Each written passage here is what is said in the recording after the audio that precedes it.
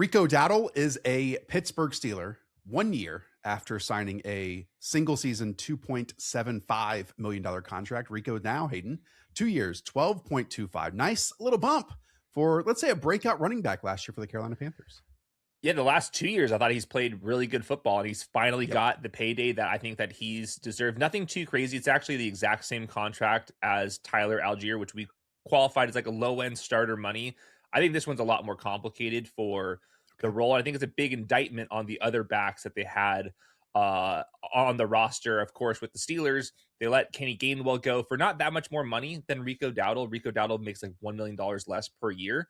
So this really, to me, is about the fit and what type of back they're looking for with a new coaching staff coming in. Let's talk through Rico Dowdle. Back-to-back 1,000-yard seasons. He now reunites with Mike McCarthy, who was his coach with the Dallas Cowboys.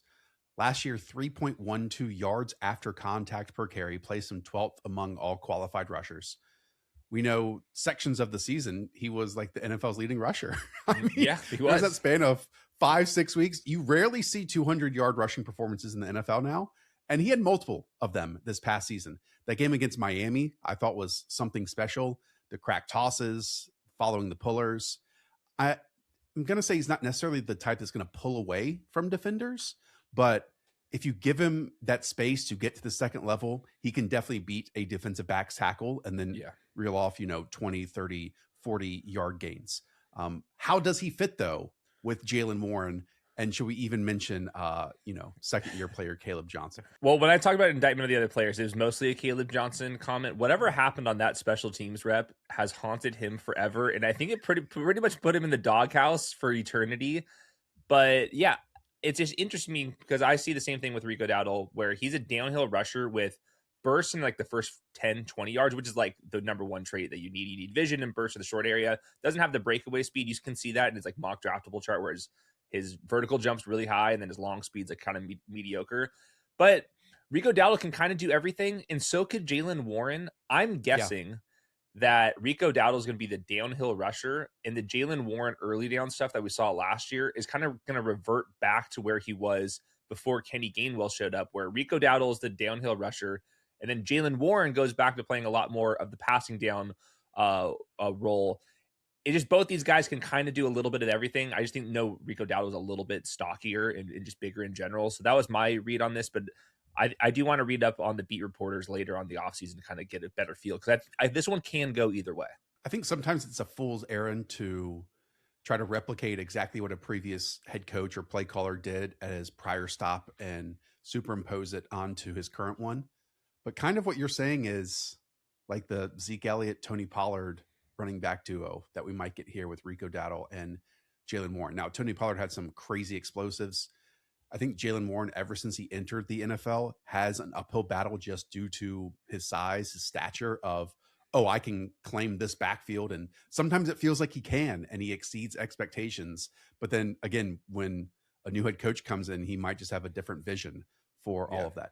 One area that's notable to me, Jaylen Warren actually owned 50% of the Steelers' carries inside of the red zone last season, easily the highest percentage of any Steelers running back.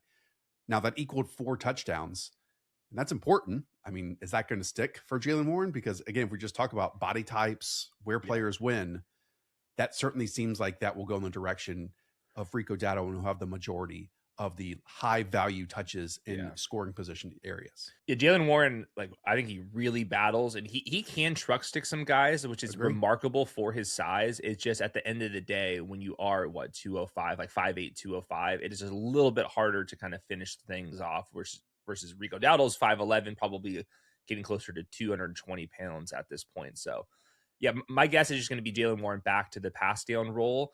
But this is also one of these kind of the trend right now, where the Rams did this with Kyron and Blake Corum. It's like, we want our backs to almost be identical to one another.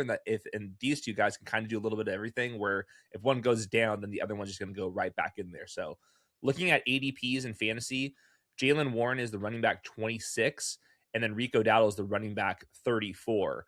I think that thing's going to get really close together. And I do agree with you that I wonder if the goal line role is going to belong to Rico Dowdle. We're in a half PPR standard league.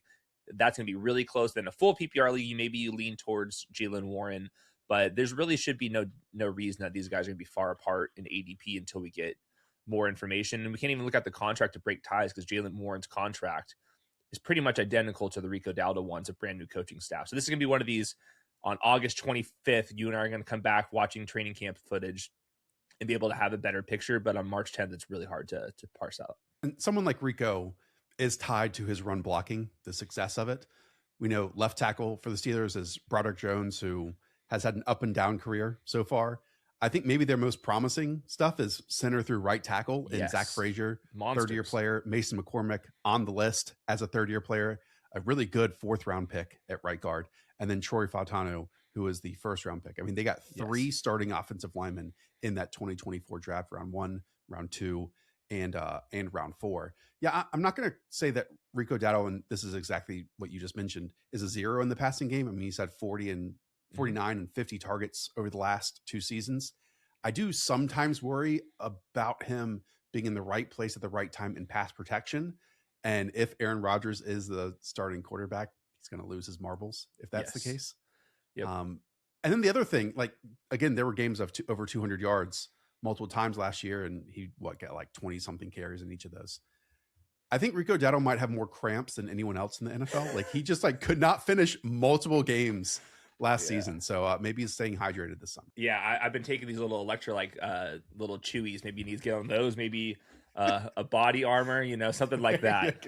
Yeah, no free ads. We'll blur it out. Oh, too late.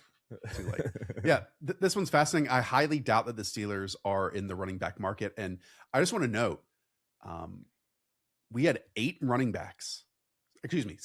backs sign or re-sign in the opening, 10 hours of free agency, 8 hours of free agency. That one shows you, running back impact a team can, or a player can have on a team, but also how this running back market might be viewed in the NFL draft landscape. And this is quite similar to the 2024 free agency class, where it was like Saquon and Derrick Henry and DeAndre Swift, and I can keep going on and on with that. That was kind of spread over 2 days. So this one was even more compact. That really stood out to me here, because we've had other free agency windows where we didn't talk about a running back till like day 3 of free agency.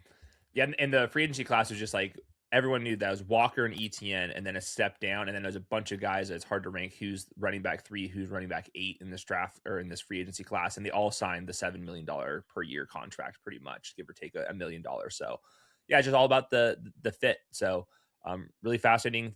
They're done. This is the top 3 running backs on the team for the Steelers. They should be done there, and then it's just really coming down to who's going to play left guard, who's going to play quarterback, and then how much faith do we have in Mike McCarthy and the year 2026. If there are more free agency signings or trades, we've got you covered here on the channel. So hit that subscribe button, including you, Steelers fans, a Michael Pittman Jr. video. So go watch that one right after this.